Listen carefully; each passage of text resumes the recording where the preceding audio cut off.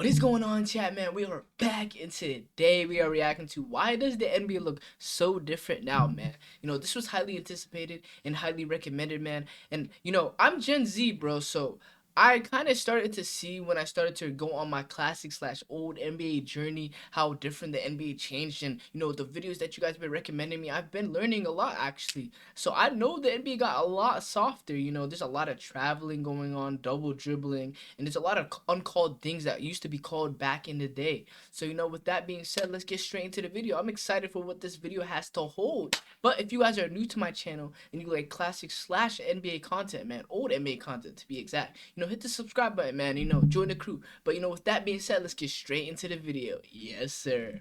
Thinking basketball over the years, you're probably familiar with the idea that I'm era agnostic. I can turn on a 1980s playoff game and get right into it.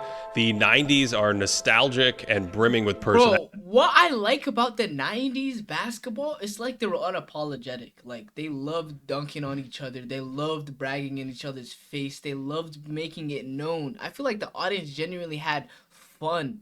Like now, a lot of players are scared to get fined, bro. Like the NBA is really soft. In the 2000s, we finally revoke illegal defense and the strategy and shooting really start to expand. Woo! And even the 1970s, with its chaotic, fast-paced style, can be really fun for me. Of course, the current era of the NBA has had this explosion of tactics and strategy that has produced some of the most complex and fascinating basketball ever. Okay. Now, that last sentence is where I lose some older fans. They've lamented all the threes in the game and the lack of defense. Hopefully some of those ideas have been put. How do you guys feel about the three-point ball game now? Like, there's a lot of people that just shoot threes now, bro. Like, big men shoot threes. Like, you have to have a big man that genuinely can shoot now in today's game. How do you guys feel about that, bro? Like, is it killing the sport? To bed, but there's still an idea that the game just doesn't look or feel like it did before this pace and space revolution. And remember, the tactics aren't the only thing that have changed. The rules have changed as well. Bro, we've documented that in detail. It literally looked like Giannis just traveled, bro. Oh my god. Before, what's a foul, what's a travel, and so on. But this isn't just about all the rules. This is about one particular rule and why I think it's impacted the game so much.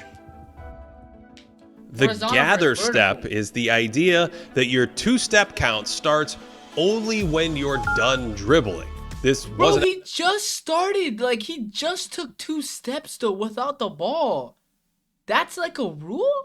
Actually codified in the game for a while. In 2009, the NBA officially updated the rules to allow 2 steps, quote, upon the completion of a dribble, without really strictly defining what they meant by completion of a dribble.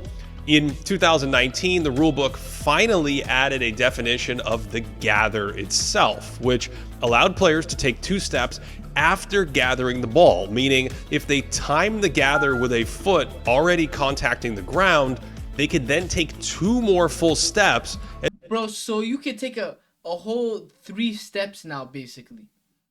Bro, like, I feel like that genuinely makes the NBA so much easier. That gather step, that step back, bro, that double step back. It's like, you can't really do that in a street ball, normal basketball game, but in the NBA, you can get away with it. So, what sense does that make? It should be, you should be able to do it everywhere, but no one's going to genuinely change the rules of a sport just because of the NBA. And it ruins the sport. And these are the professional athletes that we watch. So if you're really doing this, like, there's no one that can tell you anything wrong because the NBA players do it, man. But it doesn't make sense. And suddenly we had players slaloming in from the three-point line without dribbling. This Giannis play went viral this year, where some fans thought Antetokounmpo took 5 steps, but the 2019 rule update formalized a he just took 5 steps though. Step count that started when he could no longer legally dribble again. So if he gathered the ball here, it's like he shuffled his feet on purpose, then started Euro stepping. And he did it, bro, what? 2 hands, the play is then a legal 2-step finish. But if the gather was determined to be earlier because he couldn't dribble anymore without it being a carry, then this is 3 steps and a travel. Either way, it wasn't 5 steps in today's game, despite what your father's high school coach told you. Anyway, the smaller issue with the Gather is that it allows more traveling, not just traveling by the old rule book, but even by the new rules. James Harden basically single-handedly forced the league to codify the Gather after his step. His step back. Like, I started doing it because of the fact that it was so effective and good. But like, it feels wrong to actually do, chat. Like, it feels wrong. Back 3 technique, where there was enough walking to start a children's fundraiser. So as players blurred the line on the Gather, officials in real time were reluctant to call violations. And we've reached a point where it's extremely rare to see a false positive on a travel, meaning a legal play that was wrongly called a travel. And specifically, the whole entire bench is mad because it's a travel. Like, it's not fair. Like, the game is so easy that it's broken. Like, imagine if Jordan could do this, bro. He'd probably score 60 a game. The players have learned what I call the low gather or rip through gather, which I'd also credit to. Bro, I didn't even know you could do that. He just ripped through from the 3-point line. And then, bro, there's no way he did this into a layup. Harden, who was looking to draw fouls on any arms nearby that happened to just be, existing. But that has led to NBA players now taking 3 steps illegally after gathering. Bro, he just ran. Okay, I'm gonna stop pausing it this much, but it's like it's blowing my mind. He literally just ran. Like, he ran. This is not 3 steps from the old rules. These plays are 3 steps based on the new rules, but for some reason they are rarely, if ever, whistled as travels. What? But that's only part of the story. The larger issue with the Gather is that it's turned dribbles and vertical finishes into ground-bound hopscotch plays. Yeah. Or if you can't jump and finish at the rim, the Gather has allowed solutions where players slalom through horizontal space instead of vertical space. Oh my gosh. So, if you're not even a good finisher, you can still finish at the rim effectively. That's basic, bro. What? And it's nearly impossible to make a big vertical play after some of these 2 huge steps after the Gather. The Euro step, the Pinoy step, which is pretty cool as well, and the decel or pause step are all examples where players can barely pause step. I keep seeing that. Is that legal? Jump, and they're using their step cadence as misdirection. And don't get me wrong, from a certain perspective, all of these moves are pretty cool. And as we've chronicled before, they're all very creative, but they aren't really vertical. And there's something about the awe of watching people play way up in the clouds that gives basketball this je ne sais quoi that makes the athletes feel superhuman.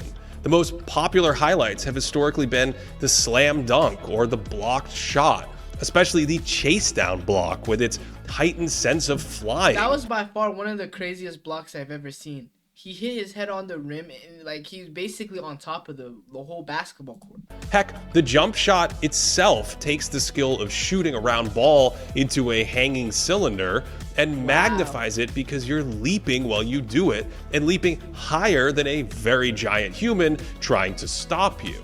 These skywalkers of the sport have always captured our imagination. Most of the league's popular players were high flyers. Elgin Baylor, Julius Erving, David Thompson, Clyde Drexler, and Phi Slamma Jamma, Michael Jordan, Dominique Wilkins, Michael Jordan, Grant Hill. Seriously, Grant Hill and his Sprite. Kobe Bryant, Vince Carter, LeBron, and on and on. Watching giant men defy gravity is not only jaw-dropping, but it became part of the DNA of the sport. I think Jordan's influence in globalizing the game is partially because he was good, but it's largely because of his aesthetic as a vertical player. He crossed over because he hung in the air like he was on a space station, and he did this while driving to the hoop. And that's the impressive thing. Like, he was good at that while he was also good at shooting. A lot of players are just good at one thing in the NBA. Like, they're just good at dunking. You know, a player just known for dunking. You don't know him known for a jump shot, a midi. This guy Jordan had the whole bag, chat. The whole bag. Well, shooting over defenders with his jumper. Those are both vertical solutions to the defense. Whereas the gather step is really about ground-bound horizontal solutions. This video is sponsored by Raycon, but listen, Raycon just the post-up was largely a vertical chess match. Yeah. How can I create space to get this shot off around a giant?